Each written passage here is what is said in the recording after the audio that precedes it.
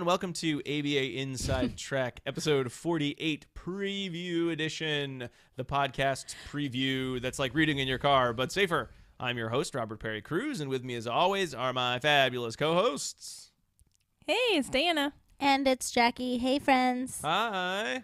These previews are good for just short drives.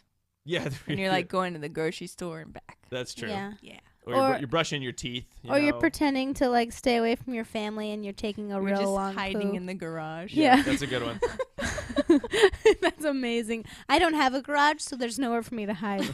I'm just going to go out and stand out in the -9 degree weather. So ABA Inside Track is a podcast where we talk about behavior analytic research, and that's avoidance behavior. Avoidance behavior. Every other episode, we do a full-length episode where we talk at length about research on a given topic, and in between, we have these little preview episodes to sort of, talk about things that we don't want to waste your time when you listen to the full-length episode talking Wet about. your whistle. Yep. Wet your whistle. And also to let you know, hey, these are the articles that we're going to be talking about in case you'd like to read them before the episode comes out, which some people seem to like. I like it. We like reading We read them articles beforehand. We do. Just before so y'all we record know. the episodes. Yeah. After would do us little to no good.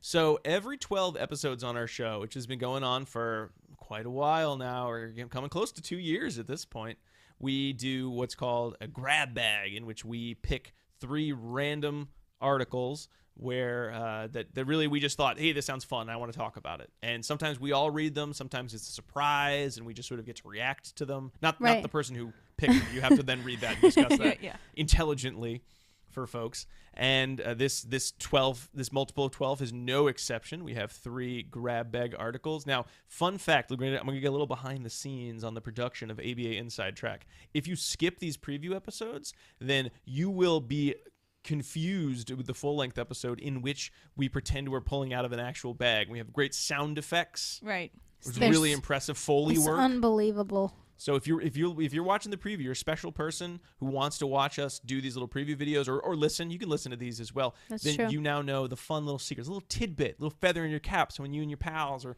talking about the latest issue of ABA Inside Track or latest episode of ABA Inside Track, and they start talking about where do they get that big grab bag they pull out of, you can kind of smile knowingly at them. That's the sound effect. Nod board. knowingly. You know the little secret. That's so, funny. There are 3 of us, so we've got 3 grab bag articles.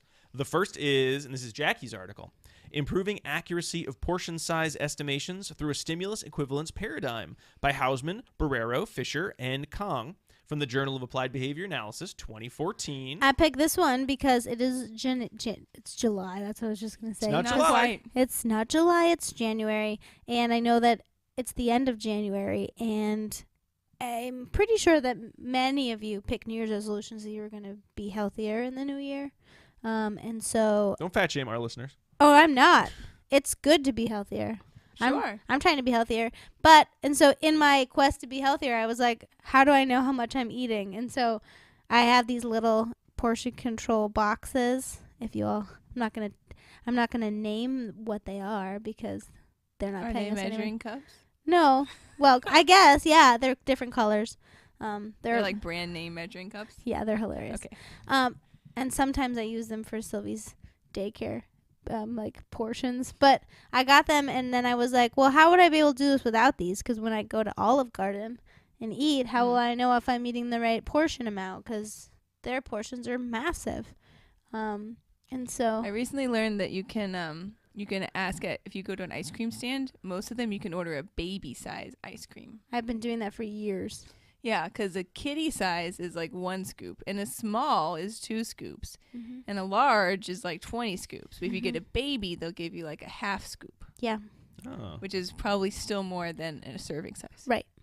Yeah, but kitty's pretty delicious too. If you're going to get ice cream, it's Yeah, not right? Like, I don't know. How can I make this the healthiest treat possible? Just don't buy the ice cream, or buy the ice cream and get a scoop of ice cream. Yeah, is my thought on that. But anyway, so I thought it would be fun to look at like what behavior analysis would have to say about New Year's resolutions, in mine specifically, portion control. Related to portion control. Cool. And so that's why I picked it. Cool. Diana's article. Teaching Conversational Speech to Children with Autism Spectrum Disorder Using Text Message Prompting by Grosberg and Charlop from the Journal of Applied Behavior Analysis, 2017. And I picked this article because I love texting. She really does. While driving. No, I never text while I drive. That is true. I can vouch for that because I frequently am texting Diana and she does not get back to me, and I'm like, where is she? Yeah, She's but in the car. Oddly enough, when like my mother texts me and I'm driving the car, Diana's like, "Aren't you gonna write her back?" No, I'm not asking you to write her back while you drive. It sounds like it. Your tone of voice sounds a bit hairy. I like that. You need to write your mother back right now. Like, how Immediately. dare you not write your mother back immediately? Well, you could ask me to write her back on your phone. That's true. Oh my goodness. Why don't you just write her back? I don't know. I feel like it's happened enough times that maybe you would just do it. I don't know. It's a trick. I feel like it's a trick. You're gonna narc on me the second I pick up the phone to try to text my mom. But Officer, my just husband. to clarify, I don't love texting because I just love to be texting people on my phone. I love texting as an alternative to having to talk to someone. She hates being on the Mm. phone. I sometimes want to call her just to talk, and I have to be like, I'm calling just to talk. And she'd be like, okay.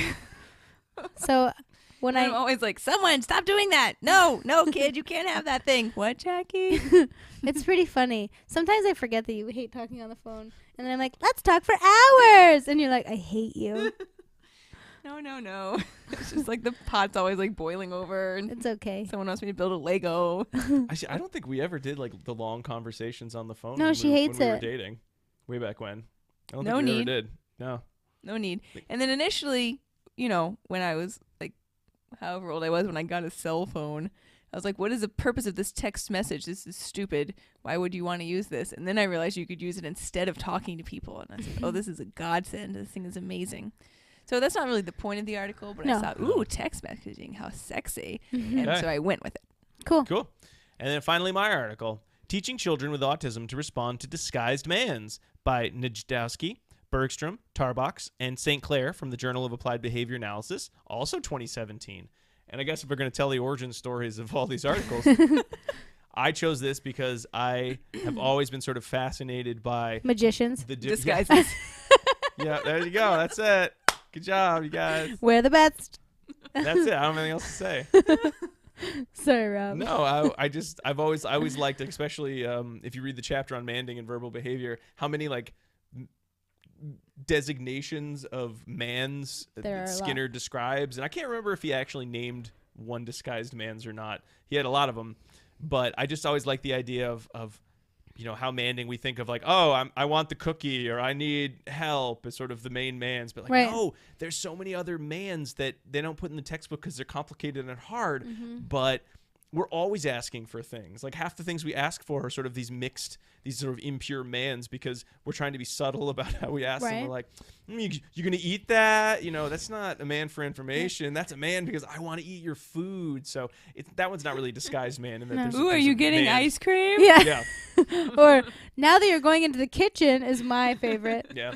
But it'd be more like, oh man, I am so tired today. Like, I'm manding. I would like you to make up a bed for me, please. I wish that was the case. So that's I just like the idea of the disguised man and the idea of how are you supposed to teach, when students have such a hard time with building a manned repertoire to begin with. How do you get past those basic ask for wants and needs to the sort of subtle, why can't you just say what you actually want, ness of most of our conversation where we don't get to the point? And is there a way to train individuals who need that extra help to respond appropriately? Cool. That's Yeah, it. cool stuff. All right. Well, those are the articles for next week from the Grab Bag. Grab bag. Let's move into erRATta, shall we? Sure. It's the section of the show where we have listeners can write in or write on the Facebook page or tweet at us, Twitter us. send us direct messages on Twitter, and it's we get a lot of nice messages, so we're not going to share them all.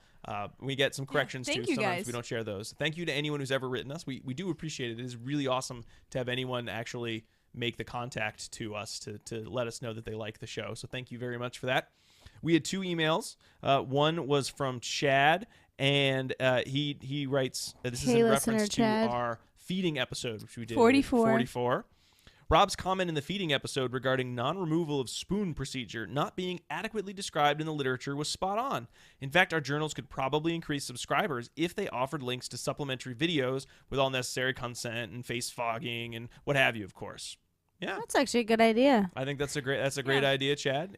If I could see a lot of what these research articles were describing, I think it would be a lot easier. And if it were sort of a benefit, like, oh, you can pay an extra $10 for the extra, locked video channel, I think it would be very, very worth the time of the average practitioner who might not be able to read and reread and discuss the article. They just need to read, get the content as fast as possible. And video seems to be the way everything's going. I mean, it's one of the reasons we do these videos is because when we started podcasting, it said, if you want people to notice you, go on YouTube. Even if no one watches the videos, spoiler alert, our videos, then you still end up in a search engine. Like Google looks for video more than they look for anything else.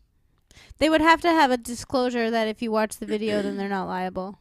So I bet that's why one reason why they haven't done that yet is because there may be some issues, right? If you're like, I took it from this video, and like a kid dies. Yeah, but they can say, I read this in a journal. Right, right. But they would have to probably do a little more disclosure. So I was recently looking to see if I could find examples of feeding for a different purpose on YouTube, and the Children's Hospital of Philadelphia has a nice short little clip, in fact, that's actually geared towards parents whose children would be in their feeding therapy program, and it shows a very brief example of both exposure and non-removal of the spoon, if anyone's looking for. Cool. Yeah, Thanks, for a clip, Great. yeah. That's good. And our second, I'm not going to read the whole email. It was sort of a chain of a couple other questions and comments. But our listener, Melissa, had a question regarding leaving reviews for us. So, again, one of the ways that people hear about our podcast is mostly word of mouth, which every time you tell someone that you listen to our show and, hey, maybe someone else should give it a try, one of your colleagues, that means so much to us because another gold star flies into the sky. Because we don't really spend a lot of money on advertising, not so much because we don't want to, because we don't really know how. It's not really our area of expertise, and just putting the show together takes most of our time, and we'd rather spend the time there. Right. But we do sometimes have people write reviews on the Facebook page. People leave reviews on Apple Podcasts. People leave reviews on Stitcher. Unfortunately, Melissa was asking about leaving reviews on Google Play. Apparently, you cannot leave reviews on Google Play. If someone knows that you can. No, you cannot. For podcasts, you cannot leave so you're reviews. not able to leave those reviews. So again, if you've been thinking about the show, we always love hearing the personally from people. Like, I listened to your show and loved it. Or I liked this episode, or this episode was adequate. Whatever you want to send us, we always appreciate it. But if you have extra time, we really do appreciate if you can write a review either on Facebook or on the Apple Podcast. Any of the podcast locations is great. I know we had a really nice one that on Facebook recently that said something to the effects of, I can't believe I was able to listen to something to get CEs while I was driving to work. Oh, was it from Steph. Hey, friend Steph. Steph is my friend, and she works somewhere. I was just gonna disclose where you work, Steph. She lives at the following location. Yeah. And her social security number is this. But yeah, that was really fun. It's fun to see when you know someone that's like, hey, I know you and I listen to your podcast. And I'm like, oh, one of my distant friends from, not distant as in closeness. You don't really like her. No, she lives far away. She lives in Virginia. And so I don't get to see her a bunch.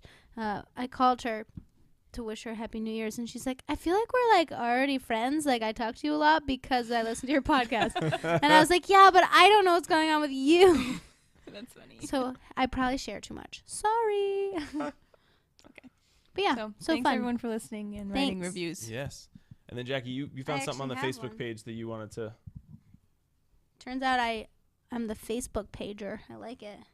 I love that. You're the social stuff. I'm social media manager. Not the articles. The articles I usually post. Yeah, Rob's. If you hate the articles, Rob post it on the Facebook Rob page. is the me. Rob is the Facebook poster. Content. Try to make content. For the Facebook He's the page. coaster. He's the content person. Oh, and okay, so we had Delaney.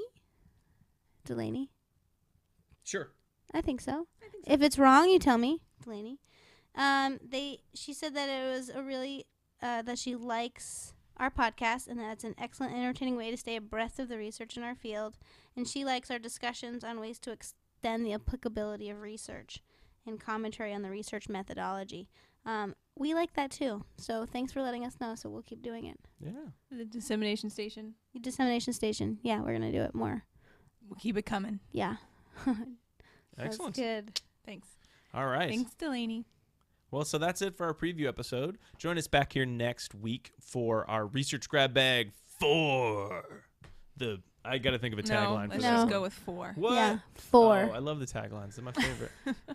So we'll be back then. Thanks, Diana. Thanks, Jackie. Thanks, Robert. Thanks all Diana. of you. If you would like to find us online, we're on Facebook, on Twitter at abainsidetrack.com, or you can email us at abainsidetrack@gmail.com. And who knows, maybe we'll read your email. Or maybe not. I don't know. But we'd love to hear it and read it and write back to you. If you email us, I will email you back. Yes. I'm the emailer backer. Yeah, we should. It sounds like I don't do anything. I do the CEs. Let's save it. We'll do a whole preview where we talk about the inner workings what we of do. ABA Inside Track. I was just feeling like blame. I was just feeling like I didn't do anything, so I just wanted to tell you what I did.